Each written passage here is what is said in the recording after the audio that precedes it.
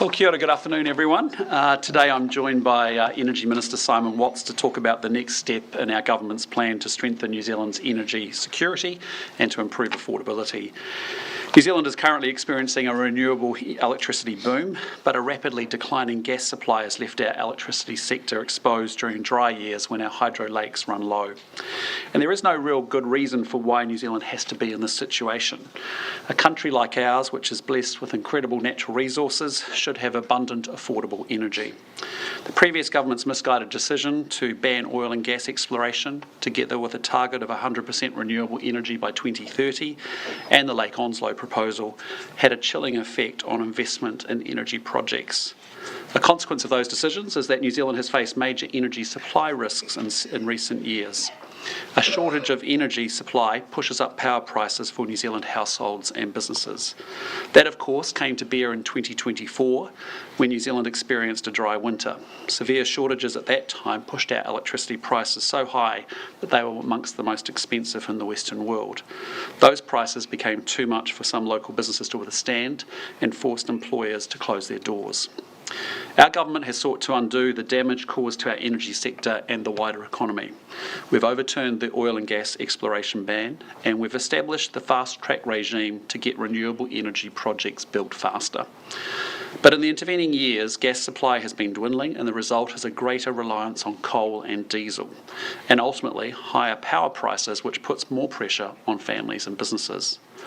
Recent independent analysis from Sense Partners found that higher energy prices since 2017 have had a significant impact on the New Zealand economy, rising to an annual cost of $5.2 billion. For Kiwis, that means fewer jobs, lower wages and a slower recovery as New Zealand emerges from a challenging period of high inflation and high interest rates.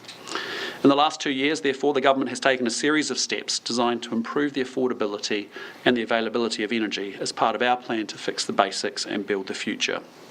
That includes overturning the oil and gas ban, as I've already mentioned, fostering greater competition through tougher regulation of major energy companies, enabling greater development of New Zealand's natural resources to unleash the supply of renewable and non-renewable energy through things like fast track, and supporting investment in critical electricity infrastructure. And today we're announcing the next steps in establishing an LNG import facility. This will provide a reliable backup fuel source, reducing the impact of dry year risk on electricity pricing and stabilising electricity costs for Kiwis. I'll hand over to Simon to talk a little bit more about that in detail. Well, thank you very much, Prime Minister. Looking back almost 2 years ago, Kiwis suffered from soaring power bills due to a lack of backup supply, leaving us at the mercy of a dry year.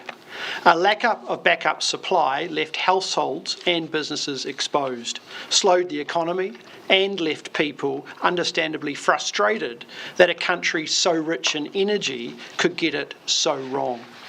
That's why this government has made energy security and affordability top priorities. In October, we released our energy package, a 10-point plan to deliver on those priorities and to strengthen our long-term resilience. And today, we are announcing an important next step. The government will be progressing an LNG import terminal.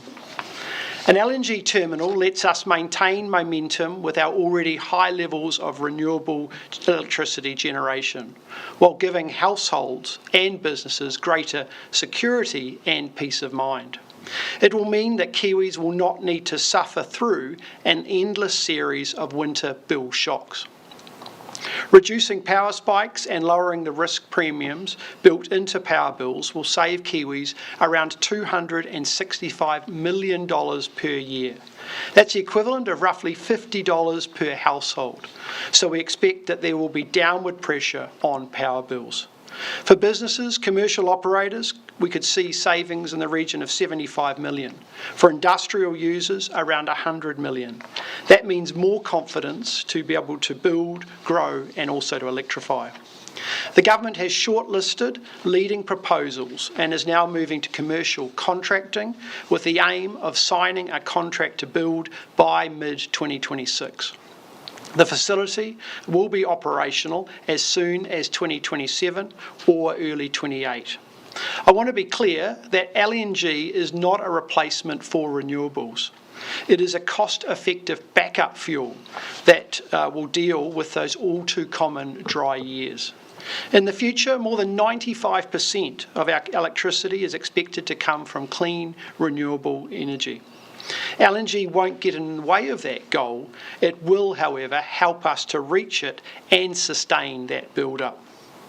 By providing LNG backup, it will give renewable developers the certainty of backup supply that they need to get projects financed and built. And as our system becomes more secure and affordable, more households and businesses will have confidence to electrify. In short, LNG will help keep the lights on while we build more wind, solar, hydro and geothermal. It is a critical investment at a time where declining gas production has forced some of our businesses to cut output or close, hurting regional economies and costing good-paying jobs. Affordable and abundant energy is something that as a country we should have in our basis to be able to drive our economy, and that's why we are taking this step. With the first stage of the selection process for an LNG import facility complete, progress over the coming months will be swift in the context of an industry where these changes can take some time. By as early as 2027, we expect to have strengthened the country's energy security and reduced some of the risks that drive power prices so high in dry years. Located in Taranaki, the mega project will support jobs during construction and create long-term skilled roles once operational, cementing this region as the heart of New Zealand's energy system. Access to LNG is also expected to protect around 2,000 jobs from the economic impact impacted by rising energy prices and gas shortages. We'll use this infrastructure sensibly, importing gas via large shipments only when needed, such as in dry years, to keep costs down and to minimise exposure to global gas price fluctuations. As we deliver this safety net, we know major industries will welcome the breathing space, the plan to enable them to move and transition to renewable energy. Every day, Kiwi households and businesses pay a premium because the market fears winter power shortages. By choosing a path that provides security, protects jobs and ensures that New Zealand is a great place to live and work, those days are numbered. And with that, happy to take questions. Yeah, why don't we take questions on the announcement, then we'll get to general topics of the day. So that will be subject to commercial negotiation which is underway, but you're looking at north of $1 billion. Okay, for what, 450 million in savings a year? So the savings in terms of net savings, so that is benefits are less costs, is in the region of $275 million. Minister, the levy that you're proposing works out at about $15 to $30 per household. How do you expect them to feel about paying that levy when we're likely to see electricity companies report record profits next week? Well, the advice that we've received in regards to the levy is in the region of $2 to $4 per megawatt hour. The advice that we've received as benefits at the low end is $10 benefits. So straight away we're in the money in regards to benefits versus costs, and our expectation of having that certainty of supply takes away the price spikes that we saw, for example, in 2024. Is that levy going to be ring-fenced and will it be stopped immediately? Is that levy going to be ring-fenced and will it be stopped immediately once enough revenue has been gathered to build the facility? Look, the reality of the commercial negotiation will dictate the exact operational costs for this facility, and then the levy's purpose will be to cover that cost. So we'll work through that once we conclude commercial negotiations. But to your point, the levy will cover the costs to operate this facility. That in effect operates as an insurance policy. So you're telling households that the retailers have pocketed massive profits for 10 years and sent those profits to shareholders, including the government, which is the majority owner of them, get to take those profits while households have to pay the bill for building this infrastructure, which they probably should have been building 10 years ago? The costs of this will be levied across the electricity sector, including the gentailers.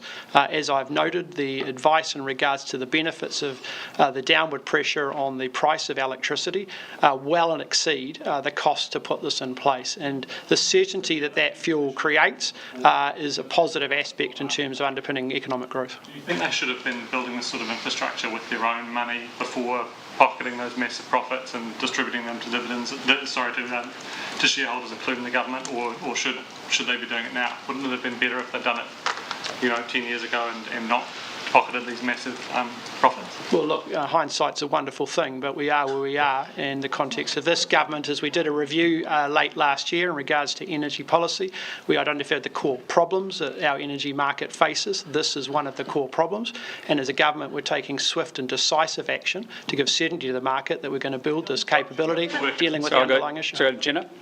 First, Jenna, welcome back. It's great to have you back here on your first day. Thank you. What happened to no new taxes?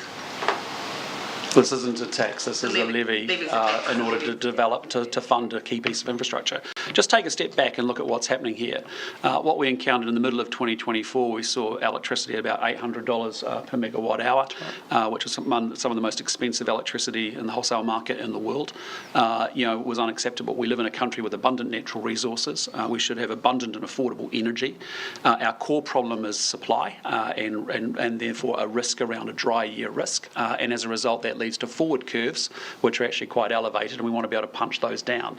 And so it's a series of things. It's an and that we're doing here in terms of, first and foremost, we've put a strategic coal reserve at the back of Huntly, so if we desperately need it, we've got it. Secondly, we're making sure that we're opening up LNG importation. Thirdly, we're making sure that we can co-invest with anyone who wants to produce and look for domestic gas, which is well prepared. We're also going through repealing the oil and gas ban. We've also signalled to the MOM companies, if they wish to invest in thermal energy, we'll co-invest with them and follow our money with respect to the MOM ownership. And we've obviously got tougher with the EA, with some of the regulatory settings around making sure gentailers have to sell the electricity at the same price to other retailers as they do to the others, and strengthen electricity authority and a bunch of stuff.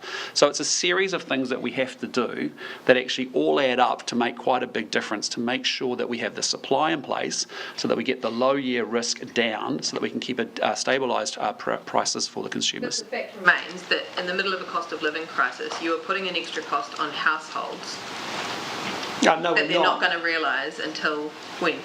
Well, there's a benefit that's being created as well, which is in lower forward curves in terms of lowered forward prices on electricity as a result of this. So it's one of those things that we're doing. How much will this cost the average New Zealand household a week when the levy is introduced? So as I said, we haven't completed the commercial negotiations on the deals. There's some pretty big ranges, but as we've said, the net benefit to New Zealanders, the net benefit to a household is $50. Well, as I said, Sean, what we can't do is we've got to have those commercial negotiations. But what we're saying to you is there's a benefit of $10 megawatt per hour and a cost of about $2. So we're already in the positive money. That's a positive for the consumer and puts downward pressure on those prices. As I said, we've got to do the commercial negotiations. What we're giving you is a broad cost benefit of the investment in LNG. But I'm sorry, we are going to be investing in supply and electricity.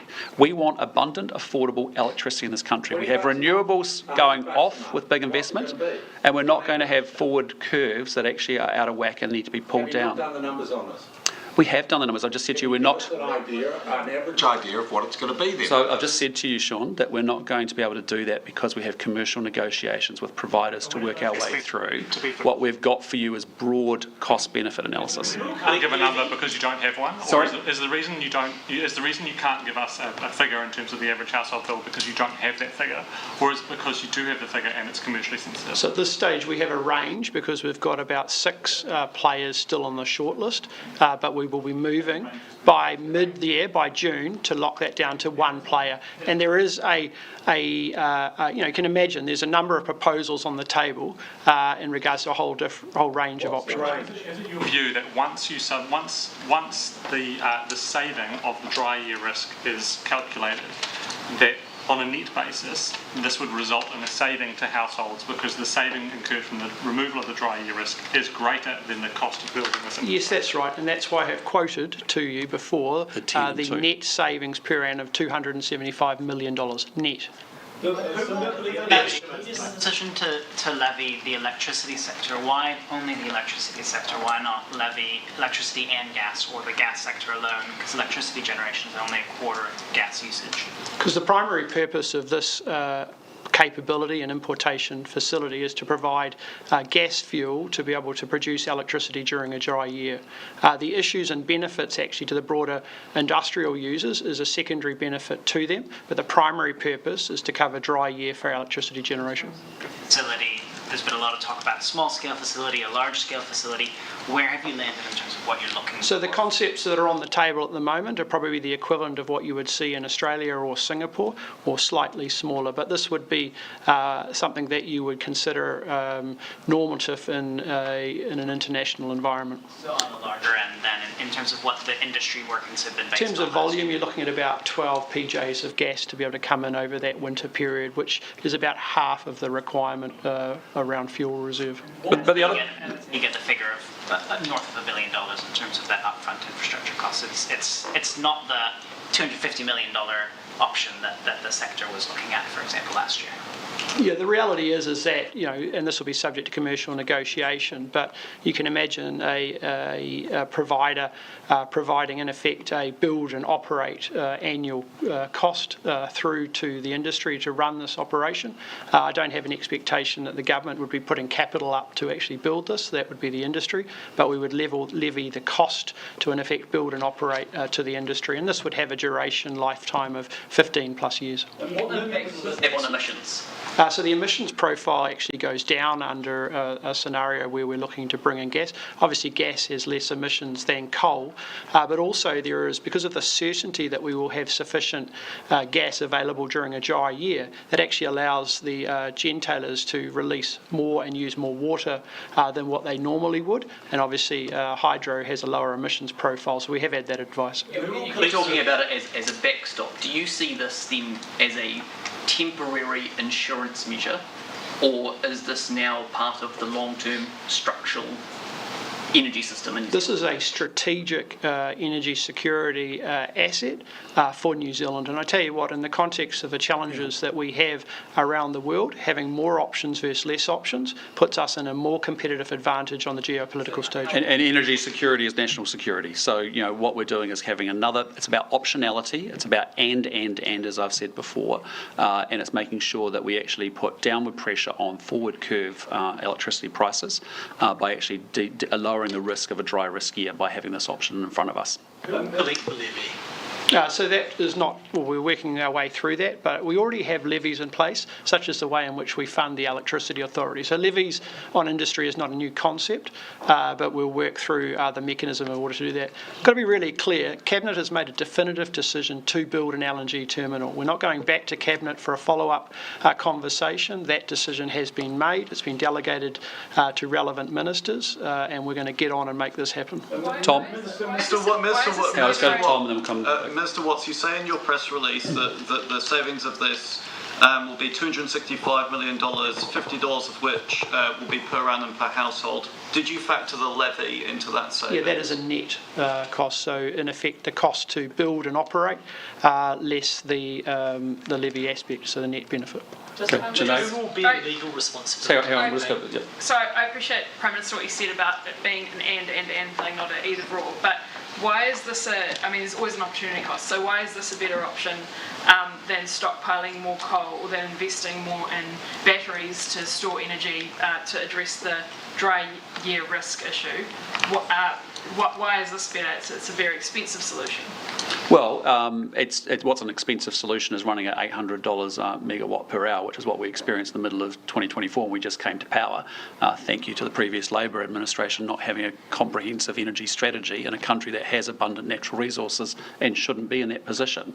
So, when we look at the importation of what gas is, we're well below the $800, obviously, with this sort of optionality sitting there. But it's one of several things that we have to do, and it doesn't preclude us from expanding in batteries. It doesn't. We've got a massive massive renewables boom underway at the moment. We've got our fast-track legislation in place. We've had one of our first 9 projects actually already approved as a renewable energy project. We've got more in the system. In fact, I think we've got something like 40% more generation possible with renewable projects in the fast-track system. So we're going to continue to accelerate renewables, but we need to get rid of the dry year risk. That is the single biggest thing that is the impediment to our energy strategy in New Zealand or over many, many years. And if we can de-risk that and lower the forward curves on pricing, that's the thing that actually then puts a downward pressure on prices and makes sure we've got good, stable electricity. We want that in this country because we want to be able to grow the economy, and we need to be able to do that with a good, sensible energy policy. I guess the question is, though, why not just, as dirty as it is, have a larger pile of coal sitting there? It's cheaper, or I don't know, other solutions, investing in batteries or in storage to address the problem. Yep. Yeah, well, the short answer is that we're already at capacity with the amount of coal that we've got on the ground by Huntly. We also don't want to just have one option. More optionality gives us more choices and therefore more resilience. We've got a significant amount of gas generation plant around the country that is sitting there. And if you think about back in 2024, when we were at the height of the crisis, we had Huntly gas only running at 65% because we did not have enough fuel. And so this gives us certainty of that fuel supply in conjunction with coal. More options, more choices, more resilience. And more resilience is more energy security. More energy security is more affordable energy. What guarantee can you give taxpayers that who will bear legal responsibility for paying for the levy? Just clarify that. So we're going to be working through that detail. As I said, we can expect that it will be consistent to the way in which we levy other aspects across the electricity sector, such as the way in which we fund the Electricity Authority. But officials in MB will be working through that. What guarantee can you give taxpayers that when this is built, after they have paid a levy for it, that their power prices will absolutely go down? We've had independent advice from Sense Partners that has given us the indicative numbers in regards to a low point of benefits that we've been quoting today. So I have a strong sense of confidence in the numbers in which we're quoting. When you take away the benefit less the cost, there's significant upside. And again, you've got to compare it to the status quo and the baseline. We do not have certainty and we do not have sufficient fuel for a dry year. As a result of the definitive actions that this government is taking today, from winter 27 or late or early 28, New Zealand will have that capability. That is a significant step forward in energy security, and it positions us well going into the future decades. And can we just get a time frame on when we think those, sorry, I know it's quite basic, but when we think those power prices are coming down as a result? Well, as a result of the reality, this is about the market needs to have certainty that this is going to happen, and that's why Cabinet were very clear that the definitive decision to do this has been given to the Minister of Energy to be able to undertake and sign that contract with a supplier by midway through this year. So we're talking, months from where we are today. The reality is when this capability is in place and built in terms of winter 27, you'll start to see that be factored through in terms of the forward prices. Certainty is the key thing that they require, and the Cabinet have done as much as they can to bring that certainty to the market. So this winter, Kiwis' power bills are going to be cheaper than this winter. The flow through in terms of the prices within the market do take some time to carry through, but the benefits that have been articulated by the independent advice that I've received from my officials indicate that there will be a downward pressure on power prices. Can you just say, will power prices be cheaper next winter as compared to this winter? The plant will be in play by winter 27, so we will need to play that through. I don't definitely guarantee. I'm based on the advice that I've received from officials indicates that the benefits exceed the cost. Not doing it and leaving it in the status quo and the way that we've been running energy policy in New Zealand over the last few years is not good for consumers. We know the core issue. The biggest risk in this particular market of New Zealand, different from other countries around the world, is dry year risk.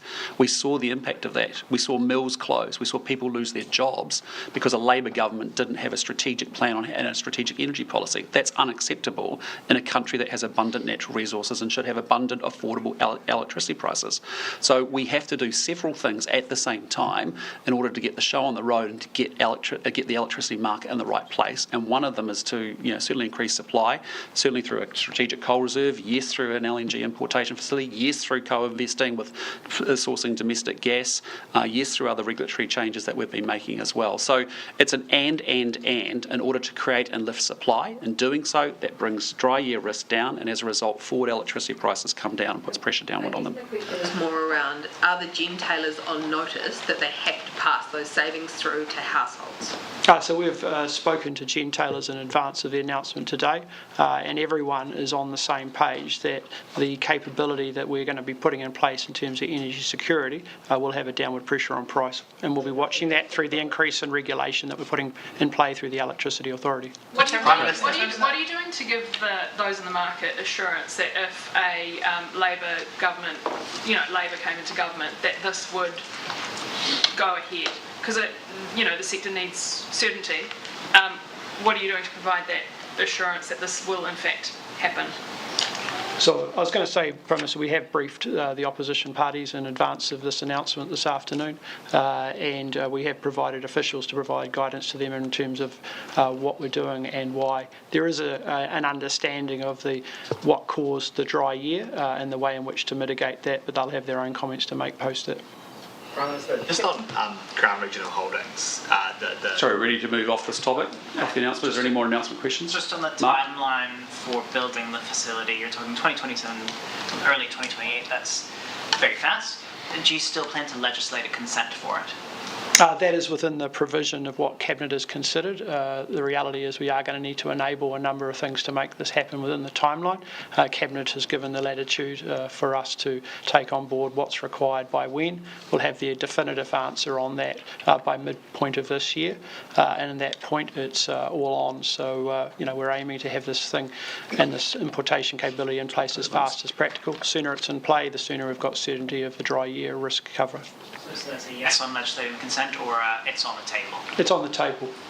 And just on the emissions. But we are determined to get things done. You've seen us do it with fast track. We have to speed things up in this country, and so we need to get to yes much quicker. And so if we have to pass legislation to do it, we will do it, because we're not prepared to have New Zealand consumers paying higher electricity prices than they need to, because we can't organise an energy policy, which is what the Labor government showed us last time. So we're not doing that anymore.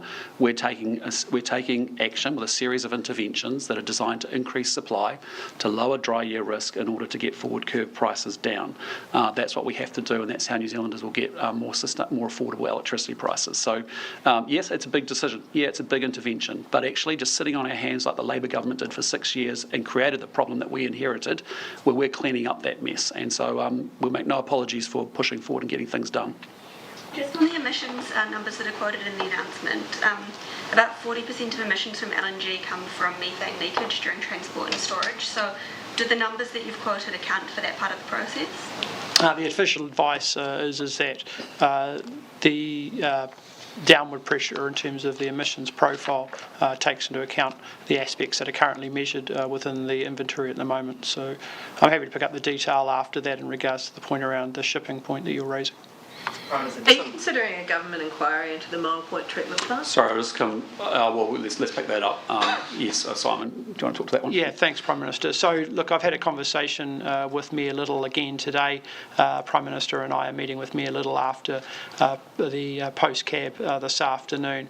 I've outlined to Mayor Little a number of options that we could consider. We're going to have a discussion about that this afternoon, and I'll have more to say on that in the coming days. It'd be fair to say that, when you look at the reality of the impact of what this has had on local communities and Wellingtonians, it's completely unacceptable. And, I acknowledge the work that the Mayor has taken. He's new into the role, but, it's pretty clear that this is really unsatisfactory, and we need answers in terms of how a critical asset such as this could fail in such a way. And from a central government point of view, if there's anything that I can do to support that, then I'll be offering that to the Mayor. There's a whole bunch of warning signs were missed. Is that acceptable?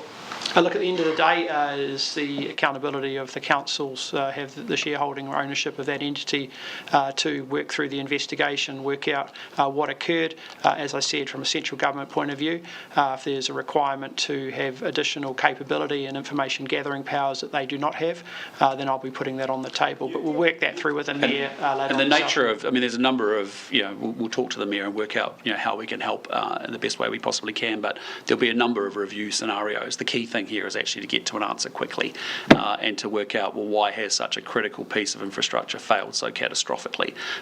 And I fully understand the public concern and frustration around it. And, we know that Wellington Water has not been optimally managed over a number of years now, but we need to make sure that actually, if there's anything we can do to make sure there's anything we can do on review front to get to an answer quicker, we're very happy to work with them on that. Can any of that come back on the dilly-dallying that's gone on with Three Waters, Local Water done well, everyone toing and froing on water infrastructure over the past years? I think what it reinforces is that the direction of travel of what we're taking under Local Water and to put in place regulation to monitor and make sure that these assets are maintained and are kept up to date and the required quality is absolutely fundamental and critical. And don't forget, under our model, this regulation is happening and will be in play. I am taking advice around any other options, but I think it'd be fair to say on the investigation, we all know that we inherited a deficit of infrastructure investment. The challenge is how do we protect that to not continue to occur in the future, and that's what Local Water does. We've been talking about this since Havelock North like 10 years ago, and people have been sitting on their hands. Yeah, so in our 2 years in government, we've actually got Local Water done well, accelerated and ready to go. What it's designed is to deal with exactly this problem, which is that councils haven't been consistently investing appropriately for their assets each and every year over the long run. These are long run assets, 30, 50, 70 years. They need consistent annual investment in them. And secondarily, we want to make sure there's regulation to make sure they actually are spending money to make sure those assets are maintained in the appropriate way. We're putting them into structures so they can access more capital in order to make sure they are maintained and invested in appropriately. But on the other side, we want to make sure that we've actually got regulation to make sure that they're actually doing quality work as well. So they've been the two bits, the economic and the quality regulation that we've put in place to make sure that this sort of issue where things have been, pipes in Wellington have been bursting for some time. And whoop-de-doo, the pipe bursts and it's a band-aid solution and away we go again and, fix it up and carry on. Well, we actually need to have a much more strategic management of our core infrastructure. We know we have done a poor job of managing infrastructure and asset management in New Zealand relative to other Western economies, and that's why we've got the basis for economic regulation and also quality of water infrastructure regulation as well. You said, Minister Watson, there are a number of other options on the table in your meeting today with Mayor Little aside from the inquiry. Can you share what those are? So I'll be discussing those. I don't think it's appropriate to go into those options before we've had a discussion with the Mayor, but under the Local Government Act, the Minister of Local Government does have a range of powers to be able to provide intervention and support. I think the point that the Prime Minister's made is fair, is that, look, Wellingtonians want answers pretty rapidly. They don't want to wait, years for a review to be undertaken in that context. So, I'm thinking about what can we do that adds the sufficient amount of powers that is a gap that's currently in play, and do so in a really timely manner so that we can get answers and feed that into the process. So we're working through that at the moment. Do you have confidence in the chair of Wellington Water? I remain confident that the council and the entities involved are doing what they are required to do in the context of the transition to the Local Water Done Well structure. Don't forget, as a result of our reforms, these entities will transition as it stands on the 1st of July, and they made those announcements by September of last year. But obviously, again, what has happened here is a pretty strong indictment on underperformance in regards to long-term asset renewal and replacement. And as the Prime Minister said, we're putting in place a model that deals with that going forward. Prime Minister, on Crown Regional Holdings, the group that holds both the PGF money and the Regional Infrastructure Fund, it's emerged that about 50% of the book is at risk of default. The chair in the annual report said this was basically because they said it was a challenging economic environment, but it was also because they were operating in places where traditional financing wouldn't. That has shown that was where the losses were concentrated. Is that good enough? Should that be where that money is? Sorry? Is that good enough? That 50% of the book is potentially underwater and that they're saying, well, it's because we're doing loans up people won't? As I understand it, it hasn't changed that materially from the same position last year versus this year. As I said this morning, a lot of it is to do with the Provincial Growth Fund, which was obviously a larger quantum of cash. What we've done under the Regional Infrastructure Fund since we've come to power is, in the last 2 years, has been to make sure that we put some rigorous criteria around it. It's obviously a lower quantum, and we've got an awful lot of loans. We expect MB and Crown CRH to actually be working with those companies, because we've done mostly loans, not grant money, to make sure that they are working with those businesses to make sure they can ultimately repay those funds. There's no doubt about it. We're making investments in regional New Zealand to drive regional economic development, but that risk has sat there in that book for some time, and it's important that those businesses are well managed and execute well and ultimately repay the loans that they've received. Have you spoken to Shane Jones about it at all, given he was the minister both for the PGF? No, I haven't. But as I said, since the construct for the Regional Infrastructure Fund is slightly different from the PGF, which was we've got certainly it's almost exclusively loans. It's a smaller quantum, as you know, and we've put some pretty good criteria around that as we assess each of the investments. Would you expect some of them to fail just because if you were doing the right level of bold investment, some things will fail? And what would you be comfortable with? Well, again, some things may well do that, but but again, the intention is to say, look, there are opportunities that have been seen in regional New Zealand that previously couldn't get funded. Some of those projects have worked incredibly well and will continue to work well and will be great drivers of growth in the future. But it doesn't preclude us from making sure that the businesses are being well run, well managed, that they're actually executing their strategy well and delivering ultimately and repaying the loans that the government has given them. So, the book value the risk hasn't changed dramatically from year to year. I'm just saying to you that we have put tighter criteria around the Regional Infrastructure Fund versus PGF. Prime Minister, what role could the United States potentially have with mineral extraction here in New Zealand under the deal that your government is working on with Donald Trump's administration? Yeah, look, as I said before, it's just what I was reacting to, last weekend, I think it was just the presentation that it's a fait accompli, that we actually do have a deal with the Americans. We don't.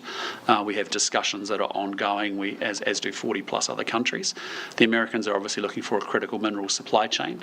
We want to have a critical mineral sector here in this country. Why? Because the future of the world is all about semiconductors and AI, but it's also going to be about the clean transition to clean energy and a clean economy, and that's going to require EVs and solar panels. All of those source materials come from critical minerals, and that requires mining here in New Zealand. We're not like Australia that's had it well established for some time and had it available and have a well established business and sector. We actually don't have anything, and so we'd have to make serious investments, and that will require capital from domestic purposes and overseas purposes ultimately to do that.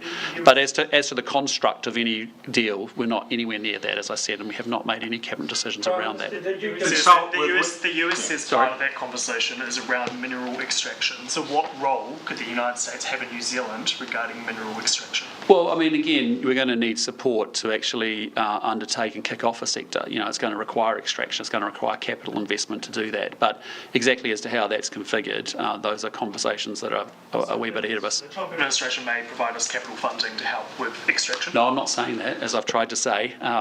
We're not, I don't want to present it as a fait accompli. We are in discussions. Our officials are talking regularly, and there could be a whole different way of constructs of how we unlock the sector here. We want to develop the sector in our own brutal national interests, and we will do that. But for that to do, we've got a lot more discussion to have. If they were to provide us with funding, would we have to exclusively provide the minerals to the US as opposed to any other partners? This is the point I've been trying to make over the last week. We're well ahead of ourselves here. We do not have a deal on the table with all of that detail in it.